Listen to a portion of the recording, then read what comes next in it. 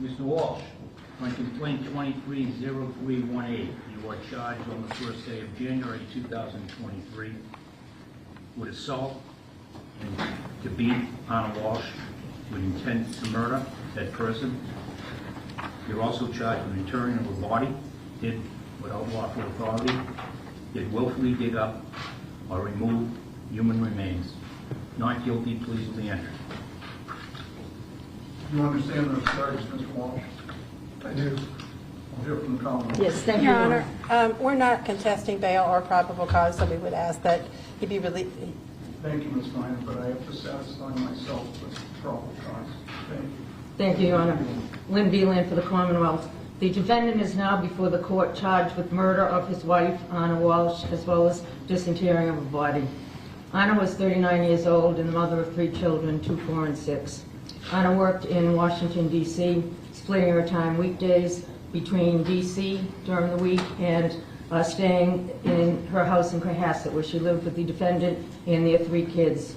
On January 4th of 2023, Cohasset police received a call from her Washington, D.C. employee indicating that she was missing. She was due to report to work on January 4th, but did not appear. She had a flight on January 3rd from Logan to D.C., which she did not board. Cohasset police went to their house at Chief Justice Cushing Highway for a well-being check. It was only at this time, when they met with the defendant, that he first reported his wife missing. Defendant stated his wife left the house at approximately 6 a.m. on January 1st, New Year's Day. He stated she took an Uber or a Lyft to go to the airport, that she was returning to D.C. for work. Records were checked and there were no Uber or Lyfts to that house on January 1st. Defendant said he had not spoken to his wife since the early morning hours on New Year's Day. Cohasset police were granted permission to ping on his phone to locate her or her phone. Anna's phone indicated that it was stationary in the area of the Cohasset house on New Year's Eve until 3:14 a.m. on January 2nd. There were no outgoing calls made at that time, and at 3:14 a.m. on the 2nd, it was turned off. Defendant stated Anna should have been wearing a dress, a black jacket, hunter boots, watch, ring, as well as carrying a Prada purse. Defendant gave a timeline of 6 or 6:10 a.m. on the 1st when he last saw her. What I'd like to do now is just describe his actions in the days from January 1st. Defendant indicated on January 1st at 3 p.m. he did some errands, then he went to his mother's house in Swampscott, but got lost because he didn't have his phone. He said he knew he was lost when he saw the pirate ship on Route 1. Defendant stayed 15 minutes, then went to Whole Foods and CVS. Surveillance was checked and he did not enter either of those stores. On January 1st, defendant Googled using his son's iPad. Some of his searches are as follows, keeping in mind that the defendant said he left at 6 a.m. At 4:55 a.m. on January 1st, he searched how long before a body starts to smell. At 4:58 a.m., how to stop a body from decomposing. At 5:20 a.m., he searched how to embalm a body. At 5:47 a.m., 10 ways to dispose of a dead body if you really need to. At 6:25 a.m. on the 1st, how long for someone to be missing to inherit. At 6:34 a.m. on the 1st, can you throw away body parts? At 9:29 a.m., what does formaldehyde do? At 9:34 a.m. on the 1st, how long does DNA last? At 9:59 a.m., can identification be made on partial remains? At 11:34 a.m., dismemberment and the best ways to dispose of a body. At 11:44, how to clean blood from wooden floor. At 11:56 on the 1st, luminol to detect blood. At 1:08, what happens when you put body parts in ammonia? At 1:21 p.m., is it better to throw crime scene clothes away or wash them? Those were on the January 1st. There was also information gained from the defendant's phone which showed on January 2nd he was at Home Goods in Norwell where he purchased 3 rugs. There were also more Google searches on January 2nd. At 12:45 p.m., hacksaw best tool to dismember. At 1:10 p.m., can you be charged with murder without a body? At 1:14 p.m., can you identify a body with broken teeth? On January 2nd, following those, the defendant was seen on surveillance at the Home Depot in Rockland. In checking the surveillance, the defendant is observed on a security camera pushing a cart. Items included cleaning products, mops, brushes, tape, tarp, a Tyvek suit with boot covers, buckets, goggles, baking soda, a hatchet. He had a face mask and rubber gloves on at the time he was pushing the cart in Home Depot. At 5:32, he was seen at the Derby Street in Hingham, now removing the gloves and the mask. Data from his phone also tracked his whereabouts on January 3rd. Locations were traveled at 4:27 on January 3rd to an apartment complex in Abington. Surveillance shows the defendant's Volvo, as well as a male fitting the defendant's appearance, exit a car near the dumpster. He walks to the dumpster carrying a garbage bag.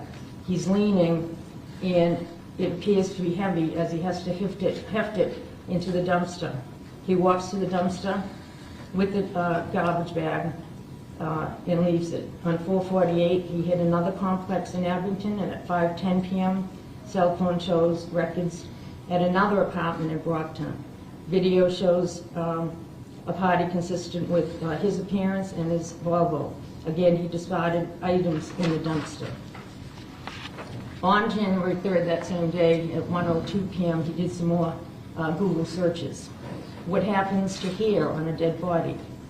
At 1:13 p.m., what is the rate of decomposition of a body found in a plastic bag compared to on a surface in the woods? At 1:20 p.m., can baking soda mask or make a body smell good? On January 4th, the following day, the defendant went to Home Goods and TJ Maxx. He purchased towels, as well as bath mats and men's clothing. At 4:15 that day, on the 4th, he went to Lowe's, where he purchased squeegees and a trash can. On January 4th, when Cohasset Police went to the house on the well-being check, officers observed his Volvo with seats down and a plastic liner in the back of the car. The next day, a view of the Volvo showed his seats folded down, floor mats with some dirt, and the carpet appeared to show fresh vacuum streaks. When asked about the liner, the defendant said he threw it in the trash. Chemists later analyzed the car, and there was present blood in the car. On January 5th, review of the data from defendant's phone showed his phone traveled at 8 a.m., first to his daycare and then to Swampscott, where his mother resides. The phone traveled to the complex where his mother lives at 9:30 a.m., went for about 5 minutes around the building to the southeast corner. In the southeast corner of that complex is where there was a dumpster. The dumpster was later secured and searched. On January 8th, police and crime scene services searched the house in Cohasset. They found blood in the basement, a knife with the presence of blood. The knife was damaged. A second knife was also found in that basement.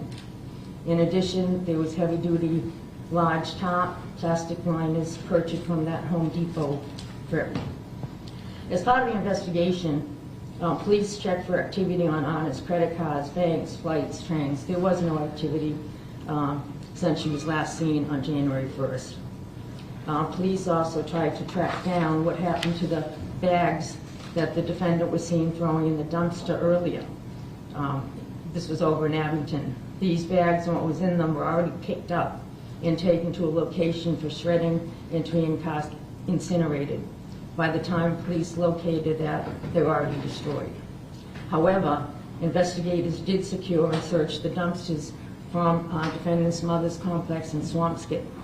It was searched at a transfer station in Peabody.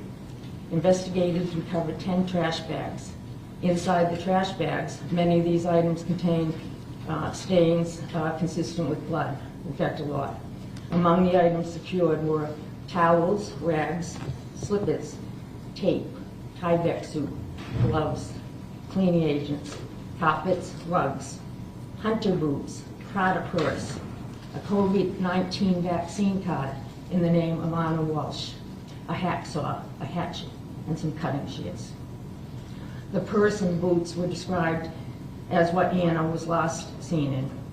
A portion of the rug was heavily stained with red-brown stains. The substance was consistent with also having baking soda on it. There was a portion of a necklace consistent with one that Anna had been seen wearing in photos. The State Crime Lab performed testing on certain selected items that were recovered from those trash bags. There was human blood found on them, and then they were sent for DNA testing. The findings are as follows. On the slippers in the interior, Anna and Brian Walsh were contributors to the DNA on those slippers which had blood on them. On the exterior, Anna and Brian Walsh contributed to the DNA found on those slippers. The Tyvek suit. On the interior cuffs, Anna and Brian Walsh contributed to the DNA that was left on them. On the exterior left pant leg, Anna Walsh was a contributor to the DNA. On the interior right sleeve, Anna Walsh was a contributor to the DNA that was found on the Tyvek suit. There was tissues which found that Anna Walsh contributed to the DNA. There was one other earlier Google search which would be of note. On December 27th, defendant Googled, what's the best state to divorce for a man? Rather than divorce, it is believed that Brian Walsh dismembered Anna Walsh and discarded her body. The bags were later discarded in Swampscott and contained Anna's property and the items used to clean up, as well as the DNA that was left behind. The Commonwealth is asking that the defendant be held without bail for the murder of his wife. Thank you, Ms. Peterson. You heard it all. No, Your Honor, thank you. All right. Defendant will be held without bail pending indictment. Do we have a date for probable cause, or Ms. Buellin, have you reserved time for the grand jury? Not at this time, but I will. Your Honor, we have a date of February 7th already for the misleading police. What's it? Oh, February 9th, I apologize. If we want to put it on for status on that day? And that's by Zoom, Your Honor, correct? I assume. Yes, thank you. Status date or probable cause date? Status date is fine, Your Honor.